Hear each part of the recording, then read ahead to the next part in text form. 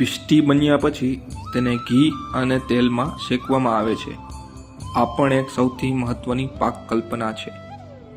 જેમ કે આપણે અડદિયા કે મોહનથાળ બનાવીએ, એમાં પાક સરખો ના થાય કે કાચો રહી જાય તો પચવામાં ભારે પડે કે અન્ય વિકારો થઈ શકે છે.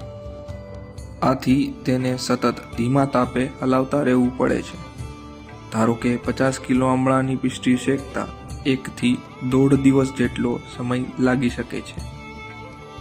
આ પ્રક્રિયા દરમિયાન પાણીનો ભાગ ધીમે ધીમે દૂર થાય, આમળાનું વીર્ય ઘી અને તેલમાં સંચિત થાય છે અને પાકની પરીક્ષા અંત સુધી કરવામાં આવે છે. કોઈપણ પાકને સંરક્ષિત કે પ્રિઝર્વ કરવા ચાસણી વપરાતી હોય છે, પણ મોટા પાયે ઉત્પાદન થતું હોય એમાં રિફાઇન્ડ સુગર વપરાતી હોય. એ સલ્ફર, ફોસ્ફરિક એસિડ અને એક્ટિવેટેડ ચારકોલ સાથે પ્રોસેસ્ડ થવાથી એમાં ઉગ્રતા વધુ હોય છે. આથી ખાંડને બદલે સાકરનો ઉપયોગ વધુ શ્રેષ્ઠ છે.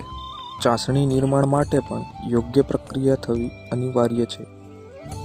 જો પાક વધુ અથવા ઓછો થાય તો ચ્યવનપ્રાશની ગુણવત્તા ખરાબ થાય છે. બજારમાં મોટા પાયે થતા ચ્યવનપ્રાશના ઉત્પાદનમાં આ બધી